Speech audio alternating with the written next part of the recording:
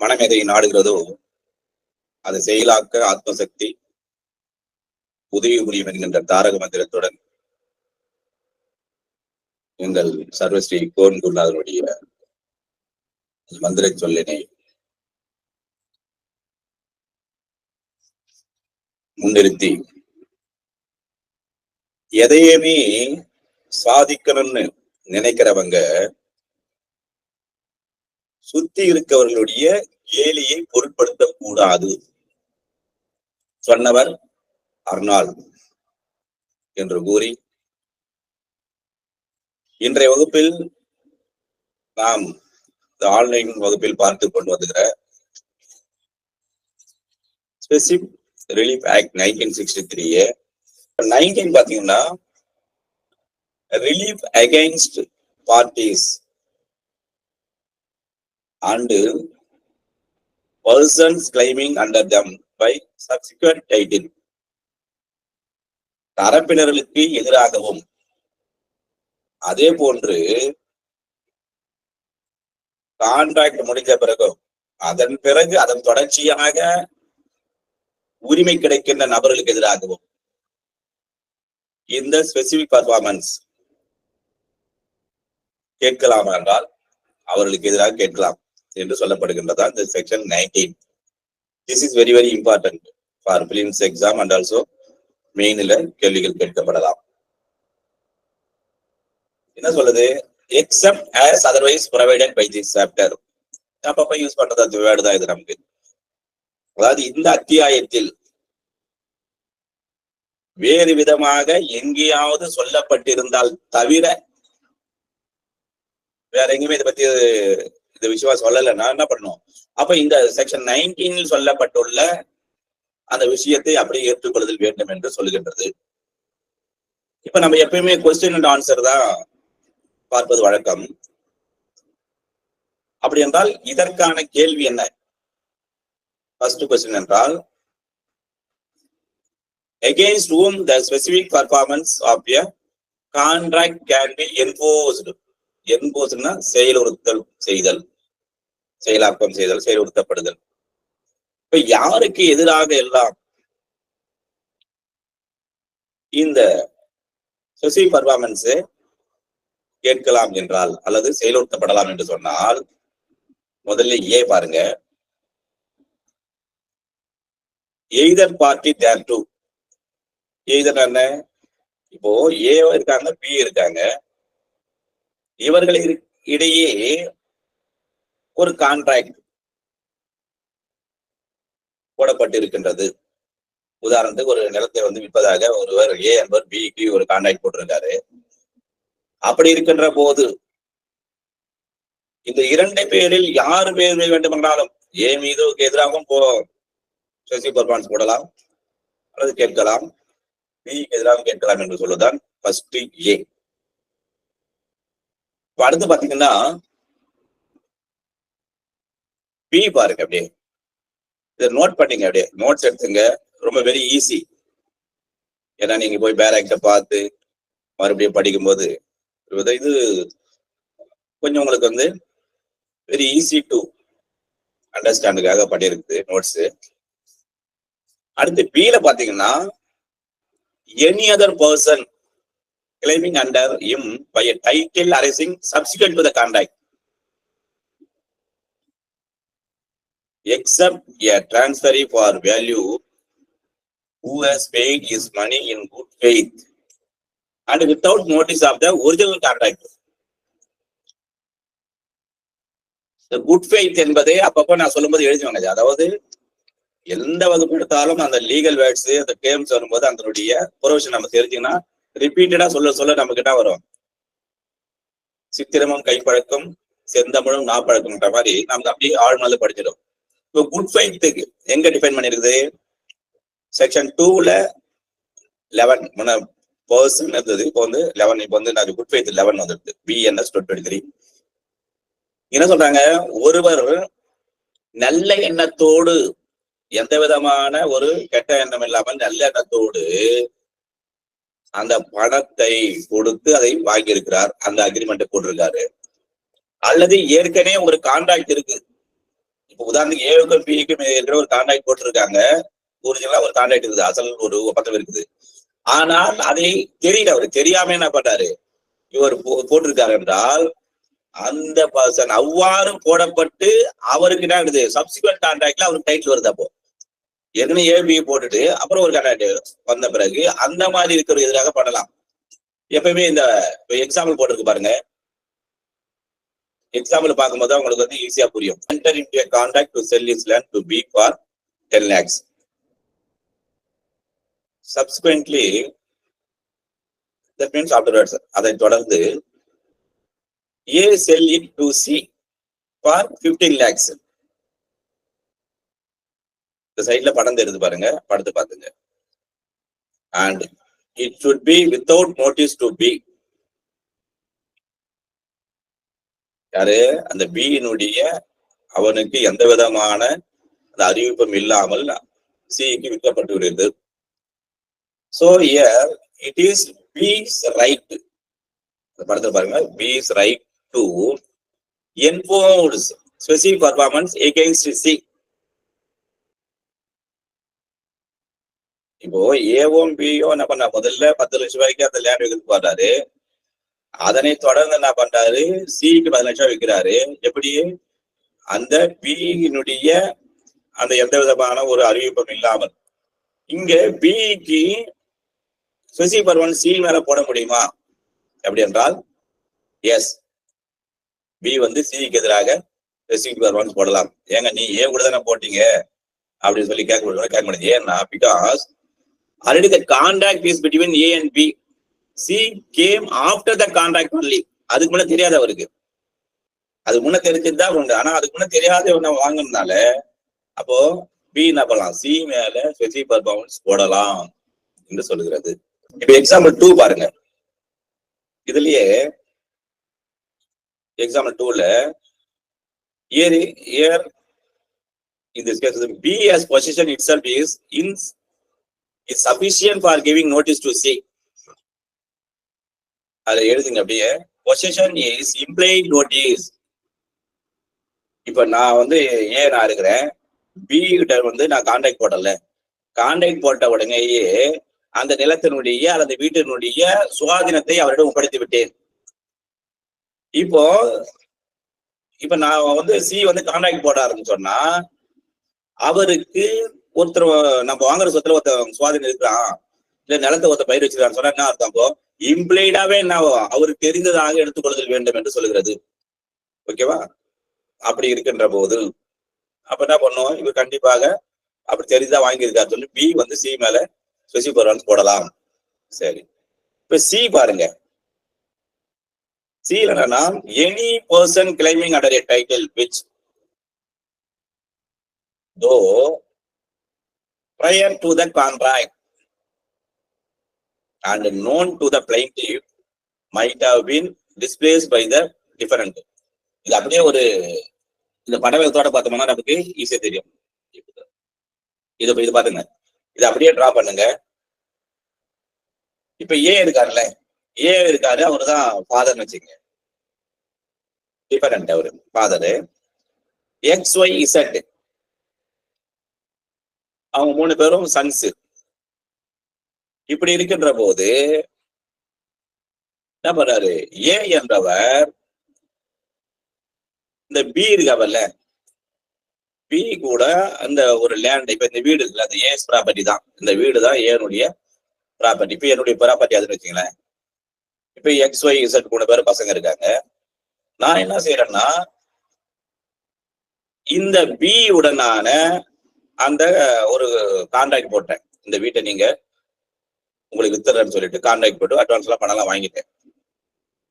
பிறகு இந்த ஏ ஆனவர் இறந்த பிறகு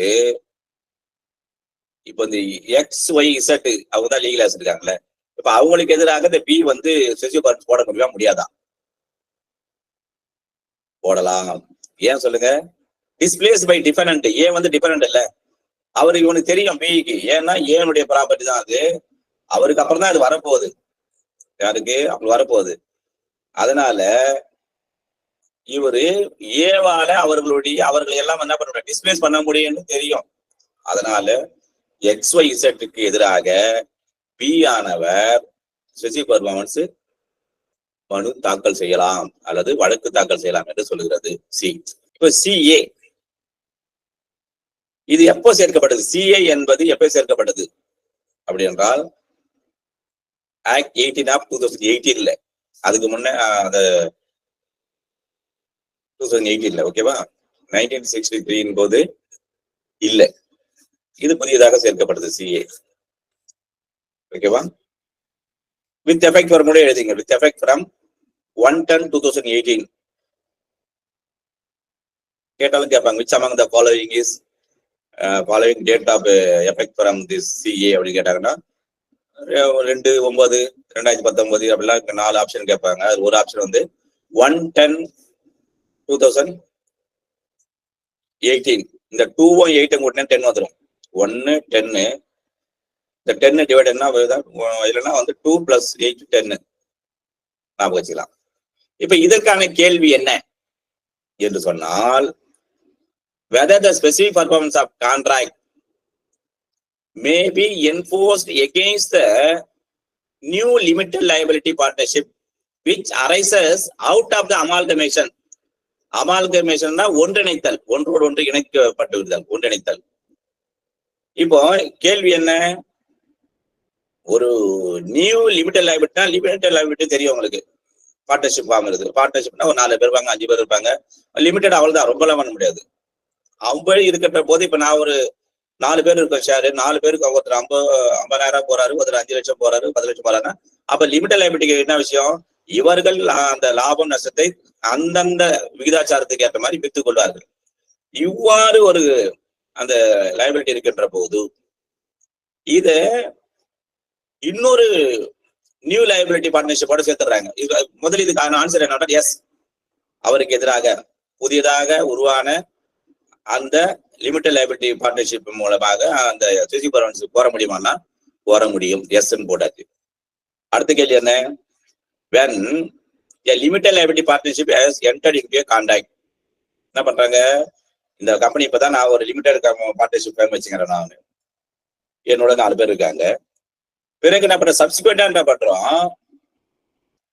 becomes amalgamated with another limited liability partnership. அதே மாதிரி ஒரு லிமிடெட் கம்பெனி இருக்குல்ல, அதனோட என்ன பண்றோம்னா ஒண்ணு மெர்ஜ் பண்ண, அதை அமல்கமைஸ் பண்ணா ஒன்று சேர்த்துடுறோம். ஏப்பா ஏ ஒரு கம்பெனி இருக்குது, இங்க சி என்ற ஒரு கம்பெனி இருக்குது, எதுக்கு அது மாதிரி நம்ம 2 பேரும் ஒன்னா எடுத்துடலாம் சொல்றான். இதுக்கு முன்னாடி என்ன பண்றான்? நான் இந்த லிமிடெட் லைபிலிட்டியா இருக்கும் போதே பி கூட ஒரு கான்ட்ராக்ட் போட்டுருக்கோம்.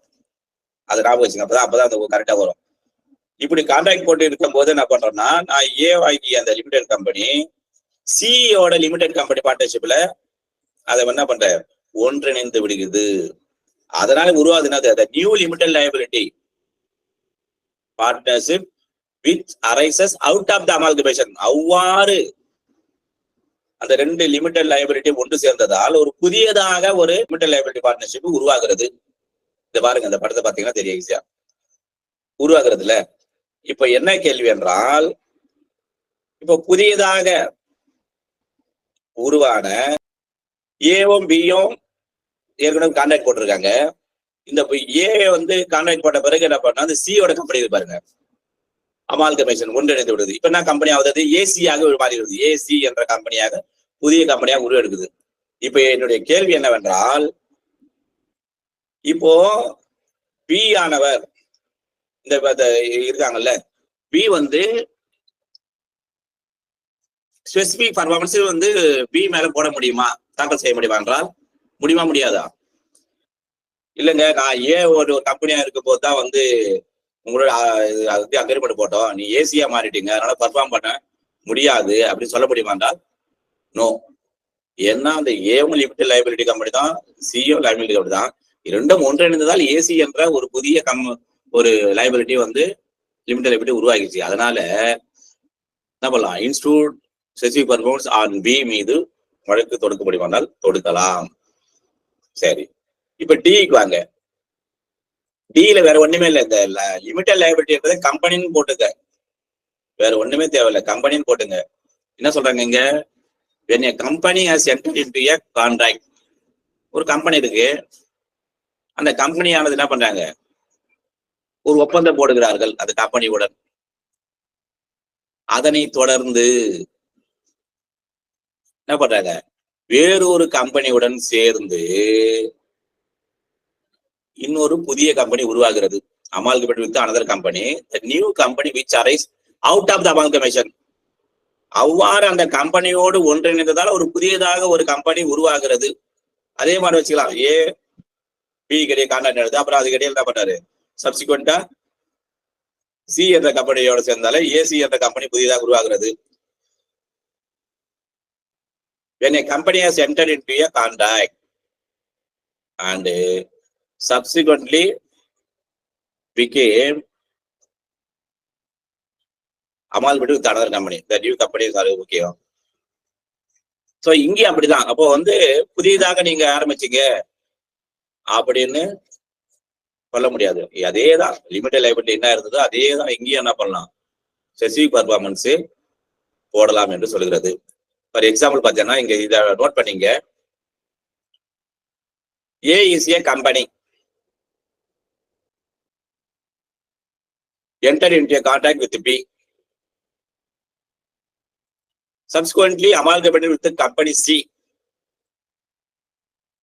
நோட் பண்ணீங்க. and formed AC, a new company arises out of the amalgamation.